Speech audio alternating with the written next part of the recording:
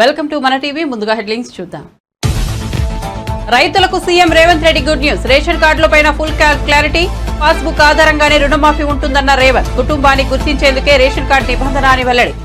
ఎల్లుండి సాయంత్రానికల్లా రైతుల ఖాతాలో డబ్బులు జమ అవుతాయన్న సీఎం. వైసీపీ నేతలు పెద్ద ఎత్తున కబ్జాలకు పాల్పడ్డారన్న రాంప్రసాద్ రెడ్డి. తిరుపతి మఠల భూములను కూడా ఆక్రమించారనే ఆరోపణ. పెద్దిరెడ్డి ఆధ్వర్యంలో గ్రానైట్ కొండలను మింగేశారని మండిపాటు.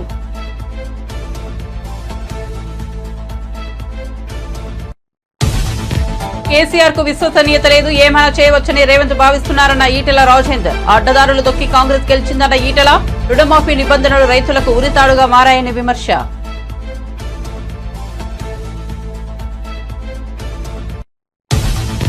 విజయసాయిరెడ్డిపై రెచ్చిపోయిన టీడీపీ నేత. మదన్ కు విజయసాయిరెడ్డి అంత డబ్బు ఎందుకు ఇచ్చాడు, విజిలెన్స్ విచారణ చేపట్టాలని అన్న ఆనం వెంకటరమణారెడ్డి.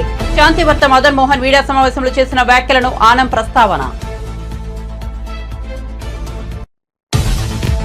ప్రోటోకాల్ ఉల్లంఘనలు, పార్టీ ఫిరాయింపులపై శాసనసభాపతి గడ్డం ప్రసాద్ కుమార్ కు బీఆర్ఎస్ ఎమ్మెల్యేల ఫిర్యాదు. పార్టీ మారిన ఎమ్మెల్యేలు సభ్యత్వాలను రద్దు చేయాలని డిమాండ్.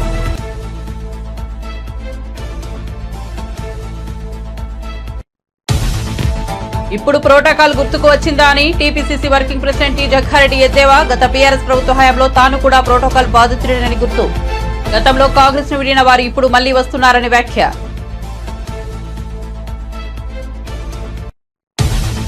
తెలంగాణలో రాగల 5 రోజుల్లో భారీ నుంచి అతి భారీ వర్షాలు కురిసే అవకాశం ఉందన్న హైదరాబాద్ వాతావరణ కేంద్రం. దక్షిణ ఒడిశా పరిసరాల్లో అల్పపీడనం ప్రస్తుతం దక్షిణ ఛత్తీస్గఢ్ ను ఆనుకుని విదర్భను ఆనుకుని ఉందని. అనుబంధంగా ఉపరితల ఆవర్తనం. ఇక వార్త వివరాల్లోకి వెళ్తే, తెలంగాణలో పంట రుణాల మాఫీకి కాంగ్రెస్ ప్రభుత్వం సిద్ధమైన సంగతి తెలిసిందే. అయితే రుణమాఫీకి రేషన్ కార్డు ఉండాలనే నిబంధన అందరినీ గందరగోళానికి గురిచేసింది. ప్రభుత్వంపై విపక్షాలు విమర్శలు ఎక్కుపెట్టాయి. ఈ నేపథ్యంలో ఈ అంశంపై సీఎం రేవంత్ రెడ్డి క్లారిటీ ఇచ్చారు.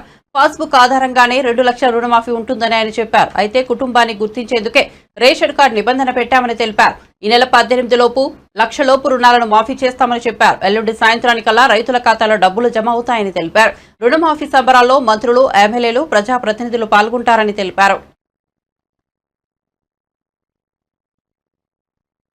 ప్రోటోకాల్ ఉల్లంఘనలు, పార్టీ ఫిరాయింపులపై శాసనసభాపతి గడ్డం ప్రసాద్ కుమార్ కు బీఆర్ఎస్ ఎమ్మెల్యేలు ఫిర్యాదు చేశారు.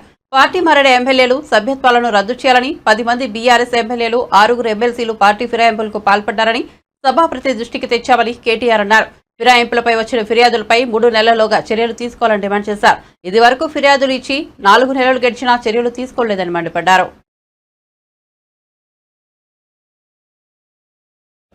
గౌరవ స్పీకర్ గారిని కలిసి చాలా వివరంగా అన్ని విషయాలు చెప్పాము.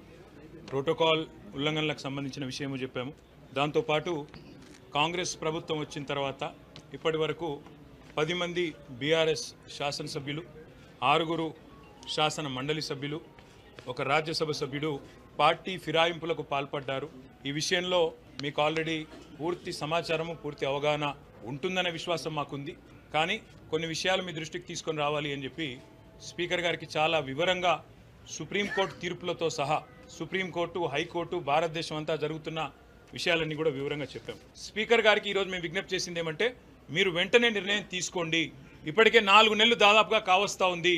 మరి 3 నెలల్లో నిర్ణయం తీసుకోవాలని చెప్పి మరి అక్కడ సుప్రీంకోర్టు తీర్పు ఉంది. దయచేసి స్పీకర్ గౌరవాన్ని, శాసనసభ గౌరవాన్ని కాపాడండి. సుప్రీంకోర్టు మీకు డైరెక్షన్ ఇచ్చే పరిస్థితి తెచ్చుకోవద్దు అంటూ కూడా స్పీకర్ గారిని మేము అభ్యర్థించడం జరిగింది.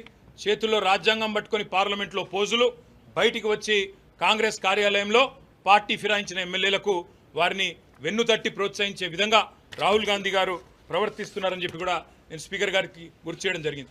సుప్రీంకోర్టు నిబంధనలు క్లియర్గా ఉన్నాయి. మీకు ఒక కాపీ కూడా ఇస్తున్నాం సార్. మిమ్మల్ని కొంతమంది తప్పుదోవ పట్టిస్తున్నారు. ఏమీ కాదని, మీరు ఏ నిర్ణయం తీసుకోకున్నా ఇబ్బంది రాదని, మీకే కలంకము రాదని చెప్పి కొంతమంది చెప్తా ఉన్నారు. వారిని స్పీకర్ గారిని మేము అభినందించాం కూడా. మన స్పీకర్ గారు ఒక దగ్గర ఒక యూట్యూబ్ ఛానల్కి ఇచ్చిన ఇంటర్వ్యూలో చాలా స్పష్టంగా చెప్పారు, నేనైతే వ్యక్తిగతంగా పార్టీ ఫిరాయింపులకు నాకు ఇష్టం లేదు, ఒక పార్టీ మీద గెలిచిన వాళ్ళు ఇంకో పార్టీకి పోవడం అనేది అనైతికం అని స్పీకర్ గారు ఏదైతే మాట్లాడారో మేము అభినందించాం. కానీ మాటలతోనే ఆగిపోకుండా మీరు వెంటనే మరి కార్యాచరణ కూడా ప్రారంభించి ఈ 10 మందిని కూడా అనర్హులుగా ప్రకటించి ప్రజాక్షేత్రంలో వారి బలాన్ని రుజువు చేసుకునే విధంగా స్పీకర్ గారు నిర్ణయం తీసుకోవాలని చెప్పి కూడా కోరాము. నేను పరిశీలిస్తాను, చట్టబద్ధంగా రాజ్యాంగబద్ధంగా ఏం చేయాల్సి ఉంటుందో తప్పకుండా అన్ని ఆలోచించి నిర్ణయం తీసుకుంటానని చెప్పి స్పీకర్ గారు చెప్పారు. మాకు స్పీకర్ గారి మీద ఇంకా విశ్వాసం ఉంది.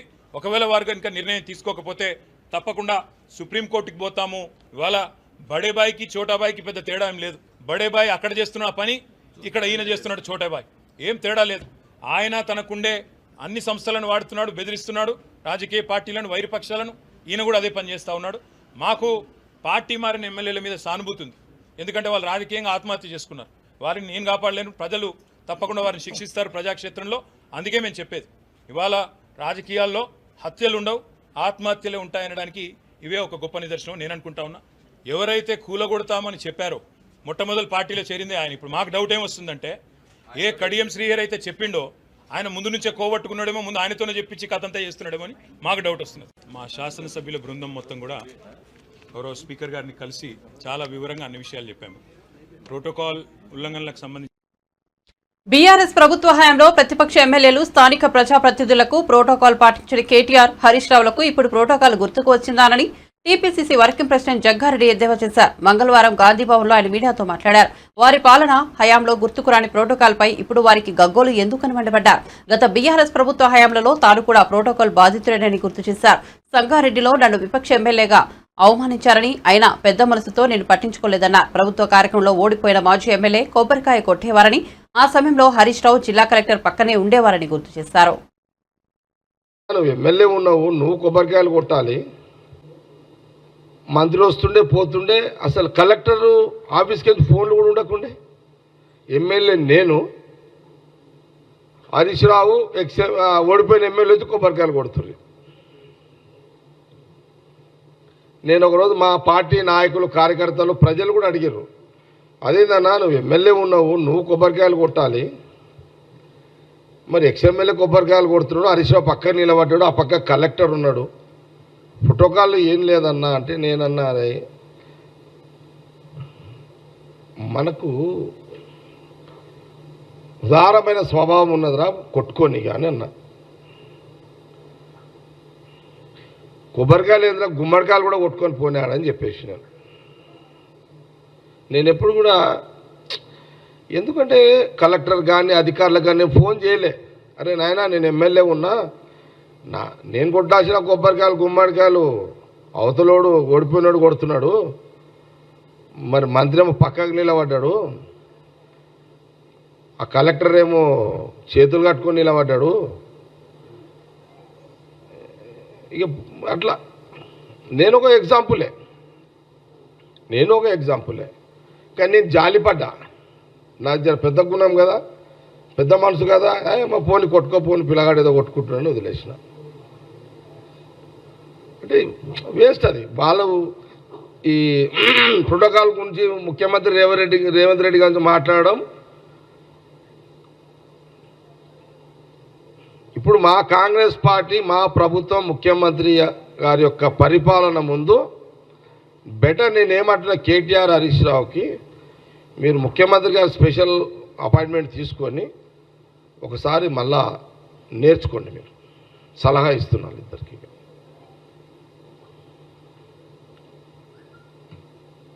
నేర్చుకోండి ఒకసారి మీరు.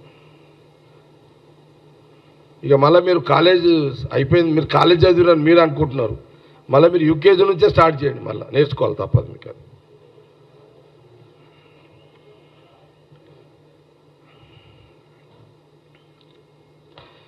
మళ్ళీ చాలా సందర్భాల్లో చెప్పిన, ముఖ్యమంత్రి గారు రోజు సెక్రటరియట్లో రివ్యూస్ చేస్తున్నాడు. ముఖ్యమంత్రి రేవంత్ రెడ్డి గారు రోజు సెక్రటరియట్లో రివ్యూస్ చేస్తున్నాడు.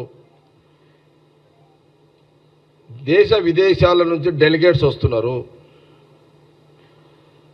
4 గంటల నుంచి 6 గంటల వరకు అటో ఇటో అపార్ట్మెంట్స్ ఉన్నాయి, అందరు కూడా అపార్ట్మెంట్లో పోయి కలుస్తున్నారు.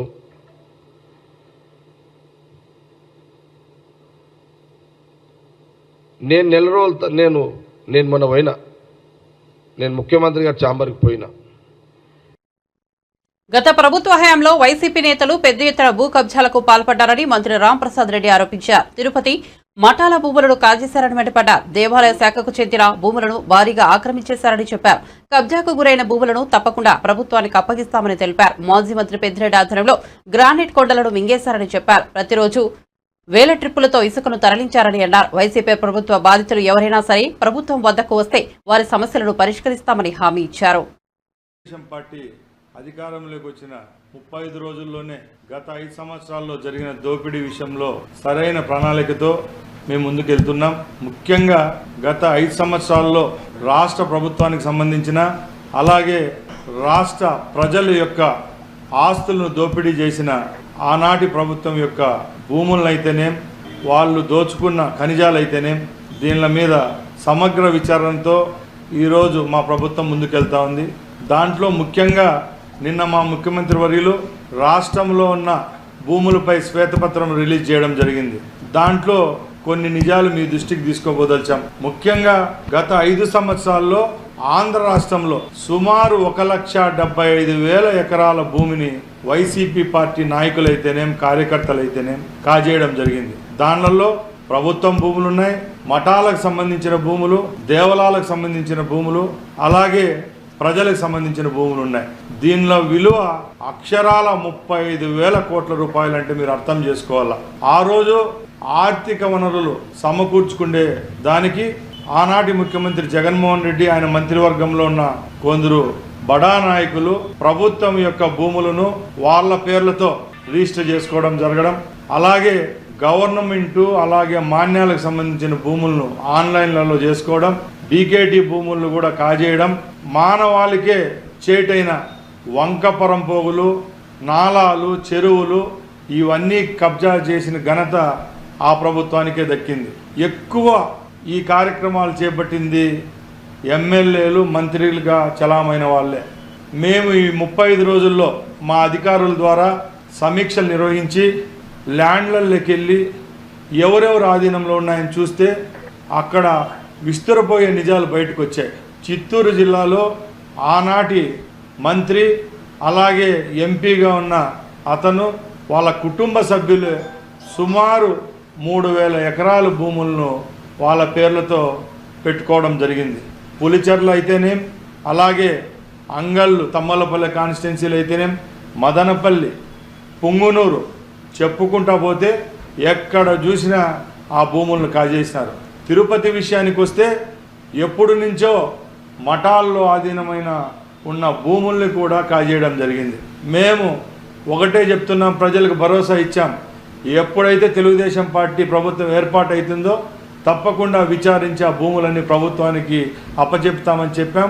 అదే కార్యక్రమాలు ఈరోజు మా యొక్క ప్రభుత్వం చేస్తుందని మీ అందరికీ తెలియజేసుకుంటున్నాం. రాష్ట్రంలో ఇసుక దోపిడీ జరిగింది. ఆ దోపిడీ కూడా పక్కల రాష్ట్రాలైన తమిళనాడు, కర్ణాటకకు రోజు వందలాదిగా వేలాదిగా టిప్పర్లలో తరలించి లక్షలాది రూపాయలు గడించినారు. ఆ రోజు గనుల శాఖ మంత్రి అయిన పెద్దిరెడ్డి రామచంద్రారెడ్డి ఆధీనంలోనే రాష్ట్రంలో ఉన్న గ్రానైట్ కొండలన్నీ ఆయన చేతుల్లోనే ఉన్నాయి. తెలుగు రాష్ట్రాల్లో సంచలనం రేపుతున్న శాంతి బిడ్డకు తండ్రి ఎవరైన ఇష్యూపై టీడీపీ నేత ఆనం వెంకటరమణారెడ్డి సీరియస్ గా స్పందించారు. వైసీపీ మాజీ ఎంపీ విజయసాయిరెడ్డి శాంతి వ్యవహారంపై సెన్సేషనల్ కామెంట్స్ చేశారు. మదన్ మోహన్ తన బిడ్డకి తండ్రి ఎవరని అడిగారని, ఆ పరిస్థితి ఎవరికీ రాకూడదని అన్నారు. బిడ్డకి విజయసాయిరెడ్డి తండ్రి అని మదన్ చెప్పాడని అన్నారు. అయితే విజయసాయికి అంత సీన్ లేదని, కుమార్తెని దత్తత తీసుకుని పెంచుతున్నారని వ్యాఖ్యానించారు. విజయసాయి పూజకు పనికిరాని పువ్వు, పనికొచ్చే పువ్వు అనేది DNA టెస్ట్ చేయించుకోవాలన్నారు. ఎట్టముడతారా పిల్లల దానికి పక్కన వాళ్ళందరూ నవ్వడం, అదొక జోకు, వీళ్ళందరూ నవ్వడం. గే అంట గే. సరే, బెయిల్ని డైరెక్ట్గా ప్రెస్ ఛానల్స్ని బెదిరించిన విజయసాయిరెడ్డి, బెయిల్ మీద ఉన్న విజయసాయిరెడ్డిని వెంటనే సిబిఐ వాళ్ళు బెయిల్ క్యాన్సిల్ చేయమని కోర్టులో వేస్తే మేము స్వాగతిస్తాం దాన్ని. ఎందుకంటే ఇక్కడితో ఆగేది కాదు, ఇది పెద్దదై చిలికి గాలివాన్ అవుద్దని మనకు అందరికీ తెలుసు. ఈ who is the father of the child అనేది కూడా బయటికి రావాలి డెఫినెట్గా. ఇంకొక విషయం, వీడు నేను ఎన్ని ప్రెస్ మీట్లు పెట్టుంటాను విజయసాయిరెడ్డి మీద. ఆదాన్ డిస్టిలరీస్, సారాయి రెడ్డి, పొట్టి సారాయి రెడ్డి ఎప్పుడైనా ప్రెస్ మీట్ పెట్టాడు? ఈడ పెట్టారే. నేను అడిగిన క్వశ్చన్లకి కాకినాడ డీప్ సీ పోర్ట్ పెట్టా, వైజాగ్ ల్యాండ్స్ పెట్టా, టీడీఆర్ బాండ్స్ ఎప్పుడైనా పెట్టా అంటే వాటికి మాత్రం ఈయన ఆన్సర్ ఇడు. ఆయన ఈయనీడు ఈ ట్విట్టర్లో పెడతాడు. ట్విట్టర్ అన్ని విషయాల్లో కూడా ఈరోజు వైజాగ్ దోపిడీ చేసింది విజయసాయి రెడ్డి అనేది అర్థమైపోయింది. 1,60,00,000 ఇచ్చిన ఒక మెంబర్ ఆఫ్ పార్లమెంట్, చెప్తుండేది ఒక సెంట్రల్ గవర్నమెంట్ ఎంప్లాయీ, ఒక మెంబర్ ఆఫ్ పార్లమెంటు 1,60,00,000 రూపాయలు ఒక సెంట్రల్ గవర్నమెంట్ ఎంప్లాయీకి ఇచ్చాడంటే అతను వెంటనే అరెస్ట్ చేయాలి, సిబిఐ ఎంక్వైరీ అడుగుతున్నాం. ఎందుకంటే it is a serious matter. ఒక పక్క మెంబర్ ఆఫ్ పార్లమెంట్ రాజ్యసభ, ఒక పక్క సెంట్రల్ గవర్నమెంట్ గ్రూప్ 1 ఆఫీసర్. ఒక గ్రూప్ 1 ఆఫీసర్కి 1,60,00,000 ఇచ్చాడని ఆ గ్రూప్ 1 ఆఫీసర్ ఒప్పుకున్న తర్వాత ఈరోజు విజయసాయి రెడ్డిని వెంటనే అరెస్ట్ చేసి సిబిఐ ఎంక్వైరీ చేసి మొత్తం ఒక 2 లాఠీతో 2 తగిలిచ్చేస్తే అన్ని విషయాలు బయటకు వస్తాయని కూడా నేను మనవి చేస్తున్నా. అదే కాదు, ఒక వ్యూ, ఇంకొక వ్యూ కూడా ఉంది, అది మళ్ళీ చెప్తా. సో ప్రెస్ని బెదిరించిన వెంకటకృష్ణ గారి కాడి నుంచి, రాధాకృష్ణ గారి కాడి నుంచి, బిఆర్ నాయుడు గారి కాడి నుంచి, వంశీ అయితే ఏమి, రామోజీరావు ఈనాడునైతే ఏమి బెదిరించి అడ్డదారులు తక్కి ప్రజలను మోసం చేసి కాంగ్రెస్ అధికారంలోకి వచ్చిందని బీజేపీ ఎంపీ ఈటెల రాజేందర్ అన్నారు. రైతులకు 2 లక్షల రుణమాఫీ చేస్తామని ఎన్నికలకు ముందు కాంగ్రెస్ హామీ ఇచ్చిందని, ఇప్పుడు రుణమాఫీకి తెల్ల రేషన్ కార్డు ఉండాలనే నిబంధన పెట్టారని విమర్శించారు. రైతు రుణమాఫీకి 6 పేజీల నిబంధనలు పెట్టారని మండిపడ్డారు. రుణమాఫీ నిబంధనలు రైతులకు ఉరితాడుగా మారాయని చెప్పారు. రేషన్ కార్డులకు దరఖాస్తులు తీసుకుని 7 నెలలైనా ఎందుకు మంజూరు చేయలేదని ప్రశ్నించారు. కేసీఆర్ విశ్వసనీయత లేని నాయకుడిని, అందుకే ఆయనకు ప్రజలు బొందపెట్టారని అన్నారు. కేసీఆర్ను ఓడించాలని కాంగ్రెస్ అడ్డగోలు హామీలు ఇచ్చిందని చెప్పారు. ఒక్కొక్క జిల్లాలో ఒక్కొక్క బహిరంగ సభలో రాహుల్ గాంధీ గారి చేత ఒకటి, ప్రియాంక గాంధీ గారి చేత ఒకటి, వాళ్ళ దేశ అధ్యక్షుల చేత ఒకటి, ఇట్లా అనేక ఇచ్చింది, హామీలు ఇచ్చింది. అందులో ఒక హామీ రైతాంగానికి 2 లక్షల రూపాయలు రుణమాఫీ అన్కండిషనల్, ఏ కండిషన్ లేదు. ఇవాళ ఏ 6 పేజీల నిబంధనలు అయితే ఇవాళ ప్రకటించారో, రైతు రుణమాఫీకి 6 పేజీల నియమ నిబంధనలు అని చెప్పి ప్రకటించారో, ఈ నియమ నిబంధనలే రైతుకు ఉరితాళ్ళు. ఈ నియమ నిబంధనలే రైతాంగాన్ని మరోసారి వంచడం, మోసం చేయడం తప్ప ఇంకోటి కాదు. ఇవన్నీ చదవాలంటే ఒక అర్ధగంట, గంట అయినా కూడా ఇవాళ కూడా రేవంత్ రెడ్డి గారికి స్పష్టమైన అవగాహన ఉన్నది. రేవంత్ రెడ్డి గారు ఒక సందర్భంలో ఉందా అది కిషోర్ గారు, అంటే ఆయన ఏమంటారంటే, ఆయన మాటలు చెప్తా.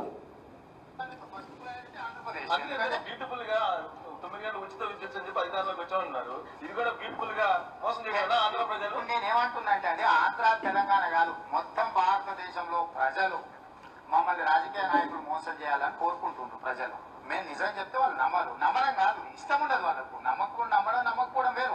నేను నిజం చెప్పిననుకో, ఇది ఫ్యాక్ట్ అని చెప్పిననుకో, రేవంత్ రెడ్డి మంచోడు కదా, ఆయనకి ఇష్టం లేదు, ఆయన కాదు కాబట్టి ఆయన అదే చెప్తారు. అంటే భారత ప్రజానీకం గురించి, తెలంగాణ ప్రజానీకం గురించి రేవంత్ రెడ్డి గారు మాట్లాడిన మాట మీరు విన్నారు. ఏమంటాడు ఆయన? రాజకీయ పార్టీలు, రాజకీయ నాయకులు ప్రజల్ని మోసం చేయాలని చెప్పి ఎదురు చూస్తారట. అంటే ఎంత అవమానకరం ఇది. బాధ అంత ఏంటంటే, అసలు ప్రజలకు మరి మాటలు గుర్తున్నాయా లేవా? భారత ప్రజానీకం కానీ, తెలంగాణ ప్రజానీకం కానీ, రాజకీయ నాయకులు, రాజకీయ పార్టీలు మోసం చేయాలనే చూస్తారు, మోసం చేసే నాయకులనే నమ్ముతారు అని. నాగర్ కర్నూలు ఆర్టీసీ బస్టాండ్లో తూడుకుర్తి వయ్య వనపర్తి జిల్లాకు ఏర్పాటు చేసిన కొత్త బస్సును ఎమ్మెల్యే రాజేష్ రెడ్డి ప్రారంభించారు. అనంతరం ప్రయాణికులతో నిండిన బస్సును ఎమ్మెల్యే స్వయంగా నడుపుతూ 10 కిలోమీటర్ల దూరంలో ఉన్న తన సొంత గ్రామానికి వెళ్లారు. ఆర్టీసీ డ్రైవర్ను పక్కనే కూర్చోబెట్టుకుని ఎమ్మెల్యే స్వయంగా బస్సు నడిపారు. ఆర్టీసీ డ్రైవర్ సూచనలు సలహాలు చేస్తుండగా ఆయన బస్సును నడిపారు. కొన్నేళ్లుగా తమ గ్రామానికి ఆర్టీసీ బస్సు రాలేదని ఇప్పుడు రావడం ఆనందంగా ఉందని ప్రయాణికులు సంతోషం వ్యక్తం చేశారు.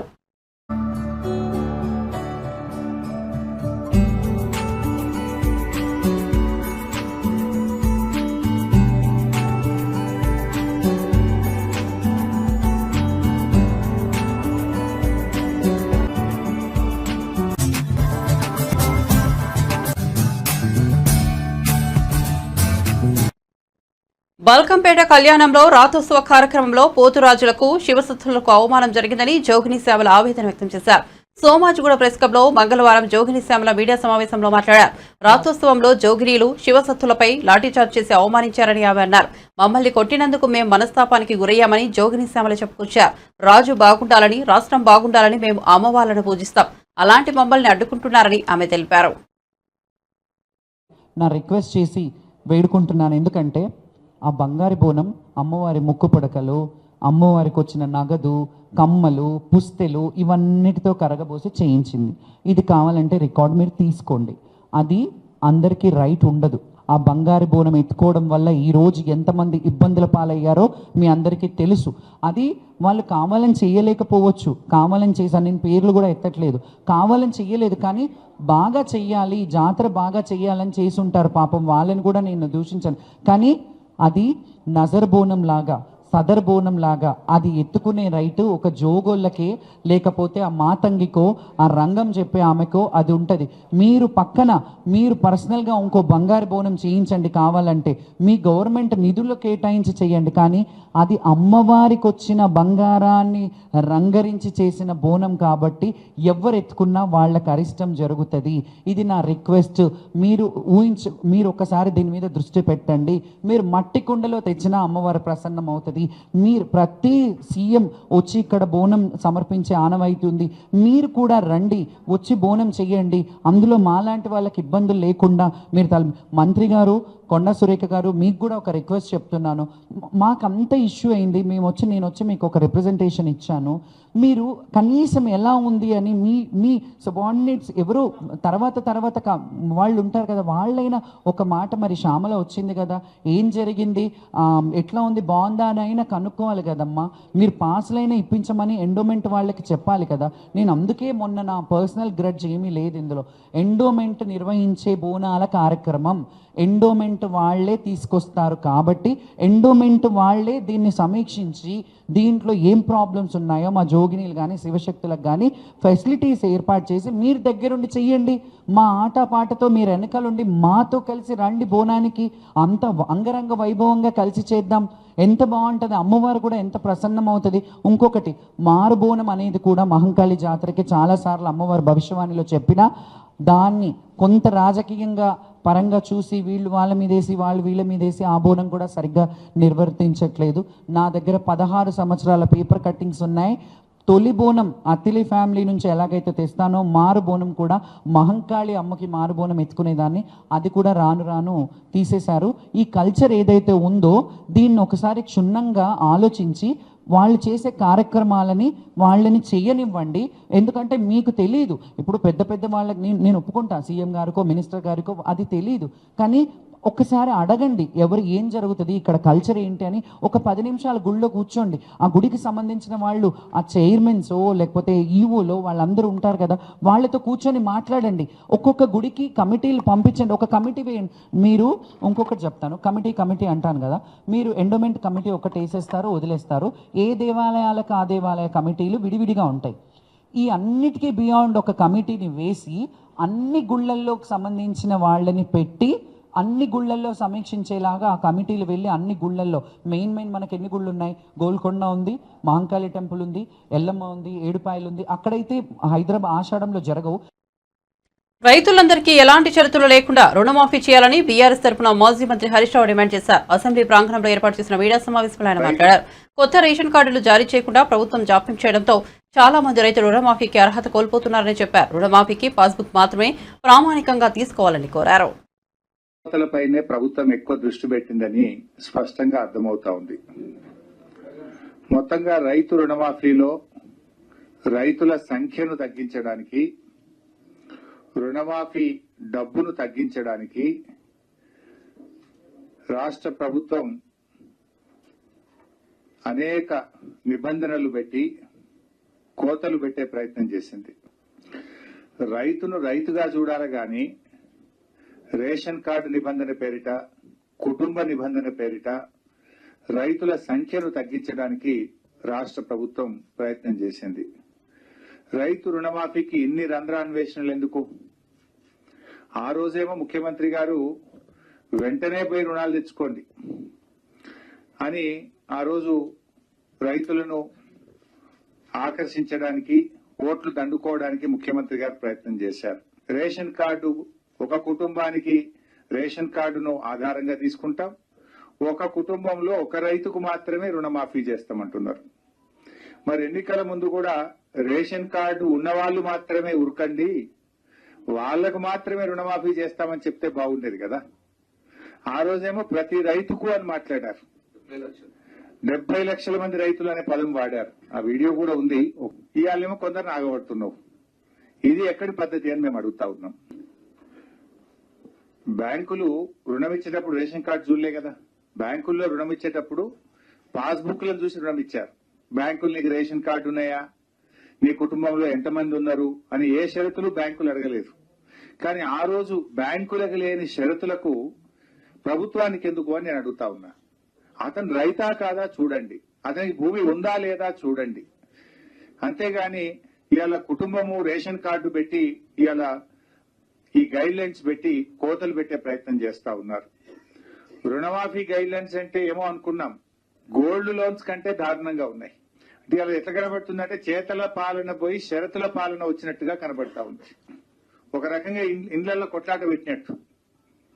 రేషన్ కార్డు మీద ఏరుబడ్డ కొడుకు ఉంటాడు. ఇప్పుడు కొడుకు సంసారం ఏరుబడ్డది, కానీ రేషన్ కార్డులు ఏరువల్లే. కానీ రేషన్ కార్డులు ఒకటే ఉన్నావు కదా, నీకు ఒకరికే మాఫీ చేస్తా అంటున్నది ఈ ప్రభుత్వం. రేషన్ కార్డులు విడిపోనంత మాత్రాన రుణమాఫీకి వాళ్ళు అర్హులు కాకుండా పోతారా? ఇవాళ ఇంట్లో కుటుంబంలో చిచ్చు పెట్టినట్టు కదా. నిజమైన రైతులకు రుణమాఫీ వర్తించబజేయకుండా రాష్ట్ర ప్రభుత్వం ఇవాళ దారుణంగా రైతుల్ని మోసం చేస్తా ఉంది. ఇవాళ రాష్ట్రంలో మీరే ప్రజాపాలనలో దరఖాస్తులు తీసుకున్నారు. కొత్త రేషన్ కార్డులు ఇస్తామని దరఖాస్తులు తీసుకున్నారు. లక్షల మంది 7 నెలల కింద దరఖాస్తులు పెట్టినారు. 7 నెలల నుంచి మీ దగ్గర దరఖాస్తులు పెండింగ్ లో ఉన్నాయి. మరి ఆ కార్డులు ఇచ్చుంటే మరికొన్ని లక్షల మంది రైతులు ఇలా అర్హులు అయ్యేవాళ్ళు కదా. ఈ రోజు వరకు కార్డులు ఇవ్వకపోతే మరి ఈ రోజు నీకు కార్డు లేదు కనుక నీకు రైతు రుణమాఫీ జరగదు అంటే ఇది రైతుల్ని దగా చేయడం కాదా? ఆధార్ కార్డు లేదు కనుక నీకు రైతు రుణమాఫీ చెయ్యము అంటే ఇది సబబా అని మేము అడుగుతా ఉన్నాం. ఇలాంటి షరతులు తక్షణమే ఉపసంహరించుకోవాలి. అతను రైతా కాదా చూడండి. నిజమైన రైతు రుణమాఫీ జరగాలంటే పాస్బుక్ ఆధారంగా రుణమాఫీ చేయండి. ఇలాంటి షరతులు ప్రభుత్వం పెట్టడం ఇది తీవ్రంగా అన్యాయం. పీఎం కిసాన్ నిబంధనలను వర్తింపజేసి రాష్ట్రంలో సగానికి సగం రైతులకు రుణమాఫీ లేకుండా ఎగ్గొట్టే ప్రయత్నం. రైతు బంధు కింద మన రాష్ట్రంలో రైతు బంధు పొందిన రైతులు ఎందరు అంటే తెలంగాణలో రాగల 5 రోజులు భారీ నుంచి అతి భారీ వర్షాలు కురిసే అవకాశం ఉందని హైదరాబాద్ వాతావరణ కేంద్రం హెచ్చరించింది. దక్షిణ ఒడిశా పరిసరాల్లో ఉన్న అల్పపీడనం ప్రస్తుతం దక్షిణ ఛత్తీస్గఢ్ను ఆనుకుని విదర్భను ఆనుకుని ఉందని, అనుబంధంగా ఉపరితల ఆవర్తనం సగటున సముద్ర మట్టానికి 5.8 కిలోమీటర్ల ఎత్తులో నైరుతి దిశగా వంగి ఉందని పేర్కొంది. అల్పపీడనం ఈ నెల 19న పశ్చిమ మధ్య ప్రాంతాలను ఆనుకుని ఉన్న వాయువ్య బంగాళాఖాతంలో ఏర్పడే అవకాశం ఉందని పేర్కొంది. మంగళవారం నుంచి బుధవారం వరకు ఆదిలాబాద్, కుమ్రంభీం, ఆసిఫాబాద్, మంచిర్యాల, నిర్మల్, నిజామాబాద్, జగిత్యాల, కరీంనగర్, పెద్దపల్లి, జయశంకర్, భూపాలపల్లి, ములుగు, కొత్తగూడెం, జనగాం జిల్లాలో అక్కడక్కడ భారీ వర్షాలు కురిసే అవకాశం ఉందని పేర్కొంది. బులెటిన్ ముగించే ముందు హెడ్లైన్స్ మరోసారి చూద్దాం. రైతులకు CM Revanth Reddy good news. Ration card పైన ఫుల్ క్లారిటీ, పాస్బుక్ ఆధారంగానే రుణమాఫీ ఉంటుందన్న రేవంత్. కుటుంబాన్ని గుర్తించేందుకే రేషన్ కార్డు నిబంధన వెల్లడి. ఎల్లుండి సాయంత్రానికల్లా రైతుల ఖాతాల్లో డబ్బులు జమ అవుతాయన్న సీఎం.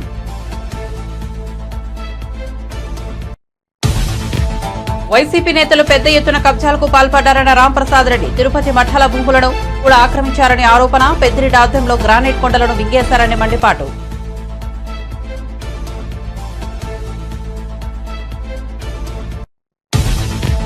కేసీఆర్ కు విశ్వసనీయత లేదు, ఏమైనా చేయవచ్చన్న రేవంత్ రెడ్డి భావిస్తున్నారన్న ఈటెల రాజేందర్. అడ్డదారులు తొక్కి కాంగ్రెస్ గెలిచిందన్న ఈటెల. రుణమాఫీ నిబంధనలు రైతులకు ఉరితాడుగా మారాయని విమర్శ.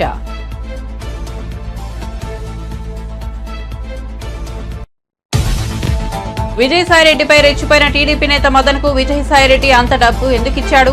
విజిలెన్స్ విచారణ జరపాలన్న ఆనం వెంకటరమణారెడ్డి. శాంతివర్త మదన్ మోహన్ మీడియా సమావేశంలో చేసిన వ్యాఖ్యలను ఆనం ప్రస్తావన.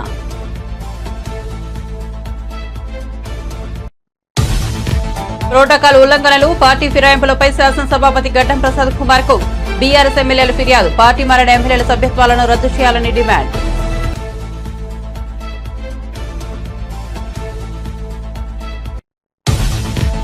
ఇప్పుడు ప్రోటోకాల్ గుర్తుకు వచ్చిందనని టీపీసీసీ వర్కింగ్ ప్రెసిడెంట్ జగ్గారెడ్డి ఎద్దేవా. గత బీఆర్ఎస్ ప్రభుత్వ హయాంలో తాను కూడా ప్రోటోకాల్ బాధితునని గుర్తు. గతంలో కాంగ్రెస్ ను విడిన వారు ఇప్పుడు మళ్లీ వస్తున్నారని వ్యాఖ్య.